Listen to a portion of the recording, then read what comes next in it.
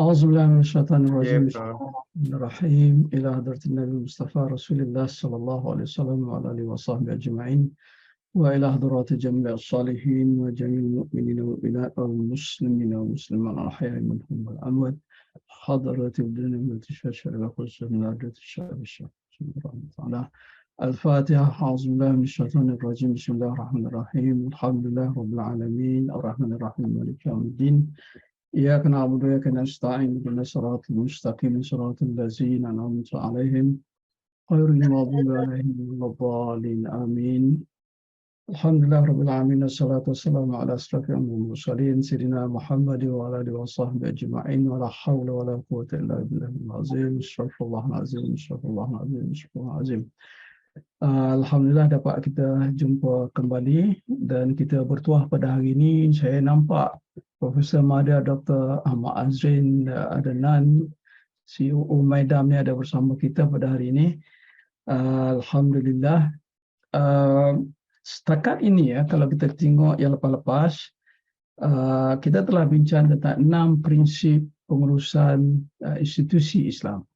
Kita telah bincang berkenaan dengan acuannya, kita telah bincang berkenaan dengan pelakunya, kita telah bincang berkenaan dengan skala waktu, tentang kerangka, tentang perkaedahan, tentang peralatan. Maka pada hari ini kita akan bincang prinsip yang terakhir, iaitu yang ketujuh ya, iaitu matlamat akhir pengurusan institusi Islam ini. Apakah dia matlamatnya ya, matlamat akhir tersebut? Biasanya dalam sesebuah institusi memang ada dinyatakan matlamat institusi tersebut dengan jelas, terutamanya melalui visi dan juga visi. Misalnya kalau di Maidam, kita tengok ya, di Maidam ini visi Maidam ialah untuk menjadikan Maidam sebuah institusi Islam yang terbilang, gitu ya.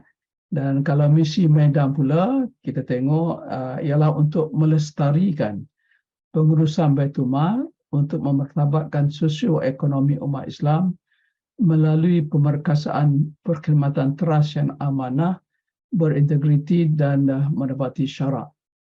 Jadi kalau kita tengok daripada sini, kita dah nampak dah lah bahawa matlamat Maidam itu nak melestarikan Baitul Mal, memartabatkan sosioekonomi Islam, umat Islam, dan terasnya ialah kepada syarak dan juga amanah, integriti dan sebagainya gitu.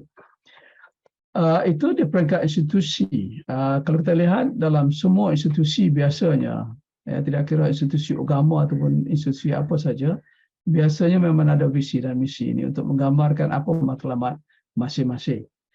Tetapi pada masa yang sama di peringkat individu juga, sama ada pengurus ataupun staf biasa dan sebagainya itu, tentu ada matlamat peribadi masing-masing. Misalnya untuk dapat pekerjaan, kita kerja di sini ya, untuk dapat jawatan, kemudian untuk dapat pangkat, untuk dapat gaji terutamanya, untuk dapat sara hidup, untuk dapat kemudian daripada situ natijahnya ialah untuk mendapat keselesaan hidup dan sebagainya. Jadi artinya di peringkat institusi ada matlamat, di peringkat individu yang bekerja di institusi juga ada matlamatnya. Kalau kita tengok matlamat individu tadi lebih berbentuk peribadi ya, tetapi kalau sekiranya individu sama ada pengurus ataupun staf itu dia ada wawasan, maka matlamat pekerjaannya itu mungkin jauh sikitlah. Misalnya dia bekerja itu untuk bermatlamatkan untuk uruskan umat Islam, untuk perkasakan institusi Islam seperti Baitul Mal, zakat dan wakaf, untuk bantu ummah menyelesaikan masalah, untuk beri keselesaan kepada ummah, untuk membangunkan ummah dan sebagainya. Jadi di peringkat individu itu ada yang bermatlamat hanya untuk individu saja, pribadi dia saja, tetapi yang ada juga dalam kalangan pekerja dalam sesebuah institusi Islam itu yang mempunyai wawasan yang agak jauh daripada memenuhi kepentingan individu, tetapi juga memenuhi kepentingan Islam itu sendiri. Semua matlamat ini sebenarnya bagus-bagus, tidak ada masalahnya insya-Allah, selagi dia berdasarkan kepada kehendak Allah Subhanahu Wa Taala. Cumanya itulah, kalau sekiranya matlamat tadi sama ada matlamat di peringkat di peringkat institusi ataupun di peringkat individu tidak dihubungkan dengan Allah Subhanahu Wa Taala, jadi dia menjadi hanyalah untuk mendapat kebahagiaan di dunia sahaja, hasanah fid dunia sahaja, tapi tak semestinya dapat kebahagiaan di akhirat. Para ilmuwan kita mengatakan bahawa kebahagiaan dunia dan akhirat itu disebut dengan istilah al-falah. Ya, hasanah fid dunia, hasanah fil akhirah. Itu al-falah. Dan ada orang mengatakan, ada ilmuwan yang mengatakan bahawa matlamat pengurusan institusi Islam itu seperti juga matlamat dalam bidang-bidang lain adalah al-falah, iaitu untuk mendapat kebahagiaan di dunia dan untuk mendapat kebahagiaan di akhirat. Gitu ya. Jadi kalau kita tengok matlamat institusi dan matlamat individu tadi tidak ada hubungan dengan akhirat, maka dia tidak menjadi al-falah. Mungkin mencapailah apa yang dia nak di dunia ini, tetapi belum tentu dia capai kebahagiaan di akhirat nanti. Jadi al-falah itu tak lengkap, dia hanya sebahagian sahaja.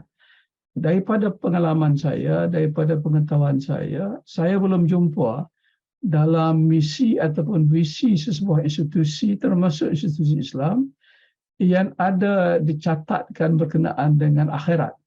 Tak ada, ya, tak ada. Malah dicatatkan Allah pun jangan-jangan saya jumpa, malah tak pernah jumpa pun. Saya tak tahulah, mungkin ada, tetapi saya sendiri belum pernah jumpa tentang perkara yang sedemikian rupa. Jadi kalau begitulah, kita mungkin boleh anggaplah, ya, kita boleh anggap yang dicatatkan matlamat institusi dan juga matlamat individu itu hanyalah secara tersurat, tetapi yang akhirat itu yang tersirat, tidak disebut.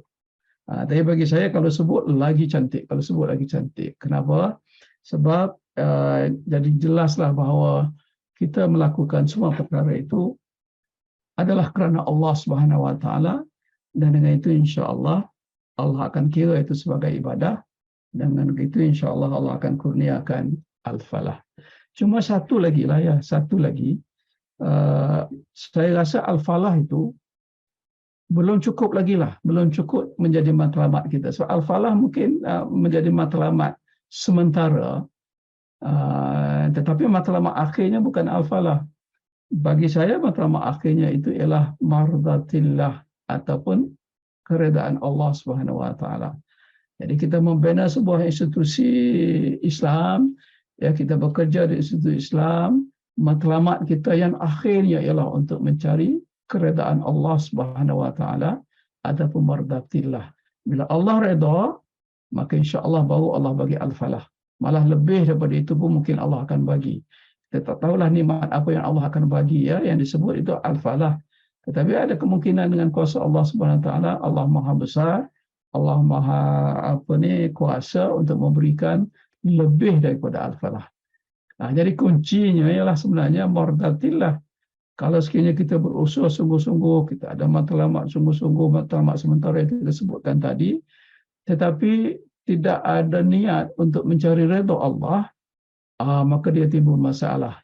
Takut-takut nanti Allah tak kurniakan al-falah, sebab mardatillah itu adalah merupakan kemuncak kepada keikhlasan. Jadi kita bekerja kerana nak dapat redha Allah. Sama ada kerja kita itu tercapai atau tidak, kita serah kepada Allah Subhanahu Wa Taala. Jadi kita berlapang dada dengan hasil apa yang kita lakukan itu, kerana kita tahu bahawa Allah yang memutuskan apa yang Allah nak bagi kepada kita. Dan kita redha dengan Allah Subhanahu Wa Taala. Jadi orang yang redha dengan Allah Subhanahu Wa Taala ini, dia tidak berputus asa. Dia buat kerana Allah, ya, kemudian ada hasilnya, sama ada hasil itu baik ataupun tidak. Kalau gagal misalnya, dia bersyukur kepada Allah. Mungkin ada hikmah yang Allah nak bagi kepada mereka untuk berusaha dengan lebih lagi. Kalau sekiranya berjaya, dia bersyukur kepada Allah Subhanahu Wa Taala. Ya, artinya dia serahkan diri kepada Allah, dia tawakal kepada Allah, dan dia yakin kerana dia buat untuk mencari redha Allah, dia tetap akan mendapat pahala di sisi Allah Subhanahu Wa Taala. Allah akan tetap kira sebagai ibadah. Jadi saudara-saudara sekalian, tuan-tuan sekalian, maka setiap saat maka kena ingatlah bahawa kita bekerja di institusi Islam ini, khususnya di Maidam ini, adalah untuk mencari redha Allah. Itu yang matlamat akhir kita, untuk mencari redha Allah. Dan kalau sekiranya itu tetap ada dalam hati kita, apa jua rintangan, apa jua masalah yang kita tempuh, ya kita sedar bahawa Allah tetap bersama kita dan Allah akan bagi bantuan, Allah akan bagi menyelesaikan masalah, insya-Allah dalam segala proses itu. Jadi al-falah itu datang kemudian. Mencari redha Allah dulu. Dalam Quran banyaklah Allah sebut tentang keredaan Allah Subhanahu Wa Taala ini. Ya, bila Allah redha, Allah akan bagi apa jua yang Allah nak bagi, insya-Allah. Tetapi kalau kita kejar al-falah, kebahagiaan dunia dan akhirat, tapi Allah tak redha. Kerana apa? Kerana kita buat kerja masih mengharapkan sesuatu hasil atau sesuatu ganjaran daripada kerja itu. Tak salah, tapi cuma yang ikhlas itu tidaklah sampai kepada kemuncak 100%. Tetapi kalau mardatillah, redha Allah, kita ikhlas dengan Allah Subhanahu Taala, insya-Allah apa jua yang kita usahakan kerana Allah, dan apa jua yang hasilnya itu ialah datang daripada Allah Subhanahu Wa Taala. Jadi sekian untuk hari ini, semoga dapat kita amalkan, insya-Allah. Assalamualaikum warahmatullahi wabarakatuh.